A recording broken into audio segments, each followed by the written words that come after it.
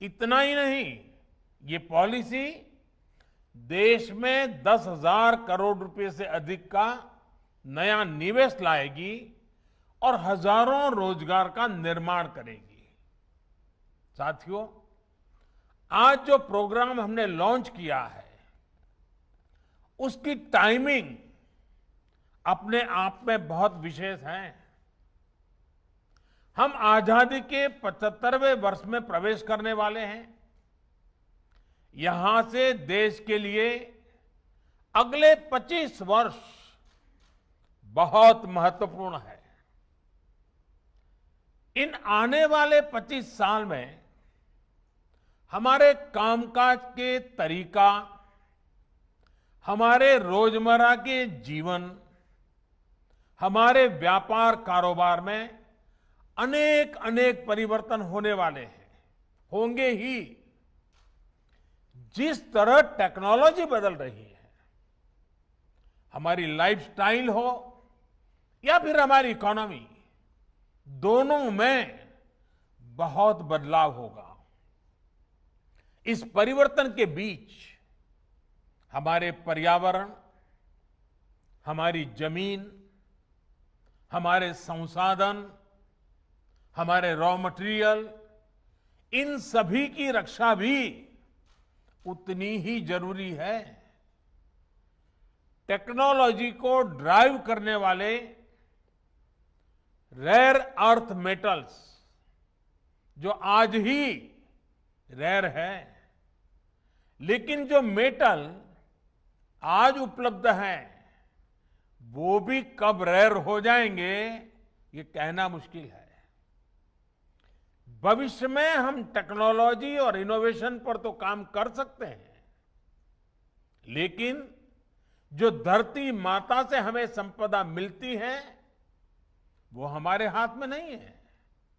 इसलिए आज एक तरफ भारत डीप ओशन मिशन के माध्यम से नई संभावनाओं को तलाश रहा है, तो वहीं सर्कुलर इकोनॉमी को भी प्रोत्साहित कर रहा है। कोशिश ये है कि विकास को हम सस्टेनेबल बनाएं, एनवायरमेंट फ्रेंडली बनाएं। क्लाइमेट चेंज की चुनौतियां हम आए दिन अनुभव कर रहे हैं। इसलिए भारत को अपने हित में, अपने नागरिकों के हित में बड़े कदम उठाने जरूरी हैं। इसी सोच के साथ बीते सालों में एनर्जी सेक्टर में अभूतपूर्व काम हुआ है। सोलर और विंड पावर हो या फिर बायोफ्यूल, आज भारत दुनिया में अग्रणी देशों में शामिल हो रहा है। वेस्ट टू वेल्थ का एक बहुत बड़ा अभियान चलाया जा रहा है। इसको स्वच्छता से भी जोड़ा गया है और आत्मनिर्भरता से भी जोड़ा गया है। बल्कि आजकल तो हम सड़कों के निर्माण में वेस्ट का बड़ी मात्रा में उपयोग कर रहे हैं। सरकारी बिल्डिंग, गरीबों के लिए घर के निर्माण में भी रिसाइकलिंग को प्रोत्साहित किया जा रहा है। साथियों, ऐसे ही अनेक प्रयासों में आज ऑटोमोबाइल सेक्टर का नाम भी जुड़ गया है। इस पॉलिसी से सामान्य परिवारों को हर प्रकार से बहुत लाभ होगा।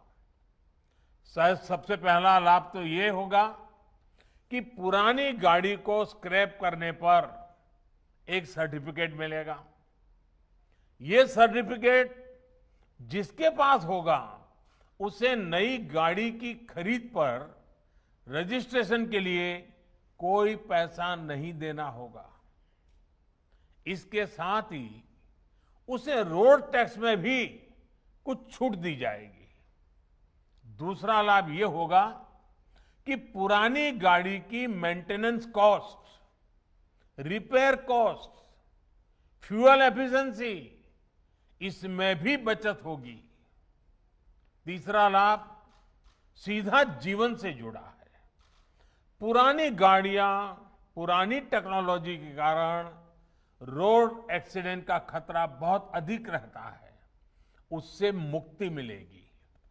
चौथा, इससे हमारे स्वास्थ्य पर प्रदूषण के कारण जो असर पड़ता है, उसमें भी कमी आएगी।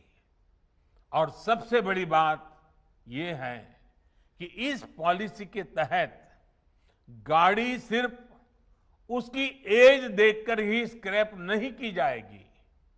गाड़ियों का वैज्ञानिक तरीके से ऑथोराइज ऑटोमेटेड टेस्टिंग सेंटर्स पर फिटनेस टेस्ट होगा।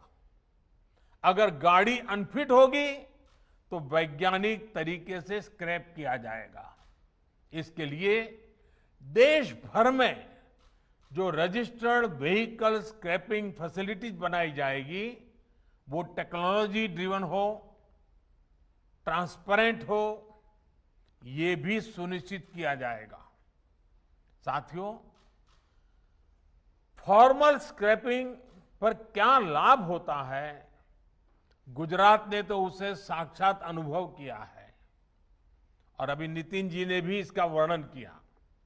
गुजरात के अलंग को शिप रिसाइकलिंग हब के रूप में जाना जाता है। अलंग दुनिया की शिप रिसाइकलिंग इंडस्ट्री में अपनी हिस्सेदारी तेजी से बढ़ा रहा है। शिप रिसाइकलिंग के इस इंफ्रास्ट्रक्चर ने यहां रोजगार के हजारों नए अवसर तैयार किए हैं। इस पूरे क्षेत्र में इंफ्रास्ट्रक्चर भी है और कुशल स्किल्ड मैनपावर भी है। ऐसे में जहाजों के बाद गाड़ियों की स्क्रैपिंग का भी ये बहुत बड़ा हब बन सकता है।